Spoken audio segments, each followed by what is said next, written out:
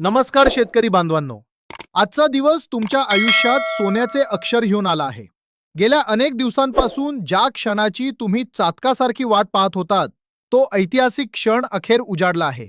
राज्याचे मुख्यमंत्री आणि देशाचे पंतप्रधान यांनी आज एकाच वेळी आनंदाचा रिमोट दाबला आहे. तुमच्या बँक खात्यात आज महालक्ष्मी प्रसन्न होणार आहे. होय, तुम्ही बरोबर ऐकलत. एकाच वेळी 2 हप्ते तुमच्या खात्यात जमा होणार आहेत.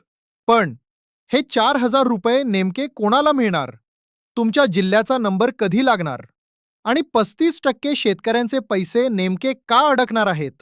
या सर्व प्रश्नांची सविस्तर उत्तरं आज आपण या विशेष बुलेटिनमध्ये पाहणार आहोत. व्हिडिओ शेवटपर्यंत पहा, कारण अर्धवट माहिती तुम्हाला मोठ्या नुकसानीत टाकू शकते.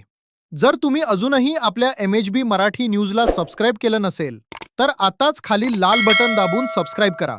कारण इथं मिळतात फक्त अधिकृत सरकारी अपडेट्स, योजनेची व्याप्ती आणि ताजी आकडेवारी. मित्रांनो, आज केंद्राची PM किसान योजना आणि राज्याची नमो शेतकरी महासन्मान निधी योजना या दोन्हीचे हप्ते एकत्रित वितरित केले जात आहेत. तब्बल 9,70,00,000 शेतकऱ्यांवर 500 कोटी रुपये पोहोचणार आहेत. महाराष्ट्राचा वाटा. आपल्या राज्यातील 92,71,000 शेतकरी कुटुंबांना याचा थेट फायदा होणार आहे.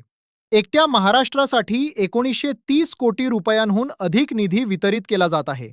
पण थांबा, सरकारकडे आलेल्या माहितीनुसार राज्यातील सुमारे 3 लाख बनावट लाभार्थी या यादीतून कायमचे बाद करण्यात आले आहेत.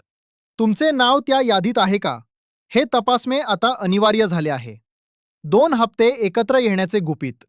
अनेकांना प्रश्न पडला होता की हप्ता रखडला का?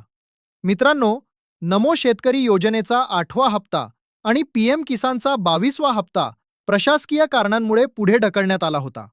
परंतु राज्य सरकारने निर्णय घेतला की दोन्ही हप्ते सोबतच देऊन शेतकऱ्यांना पेरणीसाठी किंवा खते बियाणे खरेदीसाठी मोठी रक्कम उपलब्ध करून द्यायची. आज दुपारी 12 वाजल्यापासून वितरणाची प्रक्रिया सुरू झाली आहे. तुमच्या मोबाईलवर "your account has been credited with 2,000 रुपये" असे 2 मेसेज एकामागून एक धडकू शकतात. जर मेसेज आला नसेल तर घाबरू नका, कारण ही प्रक्रिया बॅच पद्धतीने चालते. विदर्भ, अकोला, वाशिम, यवतमाळ आणि अमरावतीच्या निवडक तालुक्यांमध्ये पैसे पडण्यास सुरुवात झाली आहे. मराठवाडा, लातूर, नांदेड, परभणी आणि बीडमधील आष्टी, माजलगाव पट्ट्यात पैसे येत आहेत. उत्तर महाराष्ट्र, जळगाव, धुळे आणि नाशिकच्या काही भागात वितरण वेगात सुरू आहे. पुढील टप्पा, पुढील 48 तास.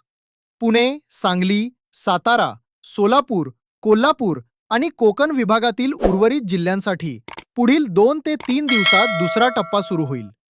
तांत्रिक अडथळे आणि 35% शेतकरी अपात्र का? आता वळूया सर्वात गंभीर मुद्द्याकडे. पैसे न येण्याची मुख्य 3 कारणे कोणती? 1. E-KYC. राज्यातील अजूनही 40% शेतकऱ्यांची KYC अपूर्ण आहे. जर तुम्ही अंगठा लावून किंवा OTPने KYC केली नसेल, तर तुमचे 4,000 रुपये शासन रोखून धरणार आहे. 2. एका कुटुंबात एकच लाभ. नवीन नियमानुसार एका रेशन कार्डवर 2 जणांना लाभ मिळत असेल, तर एकाचे नाव कट करण्यात आले आहे. 3. बँक खाते आधार लिंक NPCI.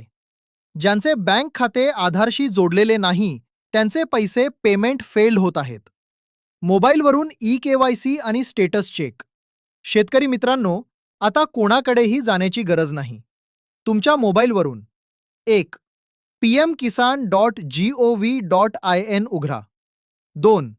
E-KYC पर्यायावर क्लिक करा. 3. आधार नंबर टाकून OTP सबमिट करा. 4. तसेच नो युअर स्टेटसमध्ये जाऊन लँड सीडिंग येस आहे का ते तपासा. जर नसेल तर तातडीने कृषी कार्यालयात संपर्क साधा. प्रेक्षकांच्या कमेंट्स आणि समाधान.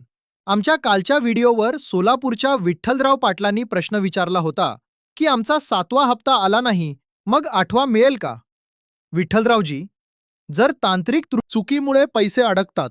सोपानराव, आजच्या या नवीन हप्त्यापूर्वी तुम्ही एकदा जवळच्या CSC केंद्रावर जाऊन बायोमेट्रिक अंगठा लावून खात्री करून घ्या, म्हणजे तुमचे 4,000 रुपये कुठेच जाणार नाहीत. बँक खाते आणि आधार लिंक. दुसरं एक महत्त्वाचं उदाहरण म्हणजे बुलढाण्याचे गजानन वाघ. गजानन भाऊंनी विचारलं होतं की माझ्याकडे 2 बँकांची खाती आहेत. मग पैसे नक्की कोणत्या खात्यात येणार? शेतकरी बांधवांनो, नीट लक्ष देऊन ऐका. तुमचं खातं स्टेट बँक ऑफ इंडियामध्ये असो किंवा जिल्हा बँकेत, सरकार पैसे पाठवताना तुमचं खातं बघत नाही. सरकार फक्त तुमचं आधार कार्ड बघतं. ज्या बँकेला तुमचं आधार सीडिंग केलेलं आहे, त्याच खात्यात पैसे जमा होतात. गजानन भाऊ, तुम्ही तुमच्या दोन्ही बँकांमध्ये जाऊन एकदा डीबीटी सुरू आहे का याची खात्री करा. वारस नोंद आणि अपात्रता. अनेकदा असं होतं की वडील वारल्यानंतर मुलांच्या नावे जमीन होते, पण योजनेचा लाभ मिळत नाही. जसं कोल्हापूरच्या विठ्ठलराव पाटलांच्या बाबतीत झालं. विठ्ठलरावांनी 7व्या हप्त्यासाठी अर्ज केला होता, पण त्यांचं नाव लँड सीडिंग NO असं येत होतं. विठ्ठलरावजी, जर तुमच्या सातबारावर तुमचं नाव चढलं असेल, तरीही तुम्हाला ते पोर्टलवर मॅपिंग करावं लागतं. तुम्ही तुमच्या तलाठ्याकडे जाऊन किंवा कृषी सहाय्यकाकडे तुमचा नवीन सातबारा देऊन तो डेटा अपडेट करून घ्या. एकदा का तिथे ग्रीन टिक आली की तुमचे रखडलेले सर्व हप्ते व्याजासह म्हणजेच एकत्रितपणे मिळतील. नवीन नोंदणी. आपल्या महिला शेतकरी देखील मागे नाहीत. नाशिकच्या छायाताई अहिरे यांनी विचारलं होतं की आम्ही नवीन नोंदणी केली आहे, आम्हाला हे 4,000 रुपये मिळणार का? छायाताई, जर तुमची नोंदणी 3 महिन्यापूर्वी झाली असेल आणि जिल्ह्याकडून तुमचं नाव मंजूर झालं असेल, तर तुम्हाला आजचा हप्ता नक्की मिळेल. पण जर तुमचं नाव अजूनही पेडिंग फॉर अप्रूव्हल दाखवत असेल, तर तुम्हाला पुढच्या टप्प्याची वाट पाहावी लागेल. शेतकरी मित्रांनो, नाव घेऊन सांगायचं झालं तर आपल्या जळगावचे सोपानराव पाटील यांचा काल मला मेसेज आला होता. ते म्हणत होते, दादा, माझा सगळा डेटा बरोबर आहे, पण तरीही मला मागच्या वेळी पैसे मिळाले नाहीत. जेव्हा आम्ही त्यांचं स्टेटस तपासलं, तेव्हा असं लक्षात आलं की त्यांनी EKYC तर केलं होतं, पण ते पोर्टलवर अपडेट झालं नव्हतं. पाटील काकांसारखे हजारो शेतकरी आहेत ज्यांना वाटतं की आमचं काम झालंय, पण तांत्रिक त्रुटीमुळे हप्ता अडकला असेल आणि तुम्ही तो दुरुस्त केला असेल, तर तुम्हाला मागचा हप्ता आणि आजचा हप्ता असे एकूण 6,000 रुपये देखील मिळू शकतात. तुमच्या मनातही असे काही प्रश्न असतील तर कमेंट बॉक्समध्ये तुमच्या जिल्ह्याचं नाव आणि तुमची समस्या नक्की सांगा. आम्ही प्रत्येक कमेंट वाचतो. शेतकरी मित्रांनो, हा पैसा तुमच्या घामाचा आणि रक्ताचा आहे. याचा योग्य वापर करा. खते, बियाणे किंवा कर्जाचे हप्ते भरण्यासाठी या निधीचा उपयोग करा. अफवांवर विश्वास ठेवू नका. अधिकृत माहितीसाठी फक्त MHB मराठी न्यूज पाहत रहा. जाण्यापूर्वी पुन्हा एकदा विनंती करतो, हा व्हिडिओ तुमच्या प्रत्येक व्हॉट्सॲप ग्रुपवर शेअर करा, जेणेकरून प्रत्येक शेतकऱ्याला ही आनंदाची बातमी मिळेल. व्हिडिओला लाईक करा आणि चॅनलला सबस्क्राईब करायला विसरू नका. चला तर मग भेटूया पुन्हा एका नवीन अपडेटसह. तोपर्यंत पाहत रहा तुमचं हक्काचं चॅनेल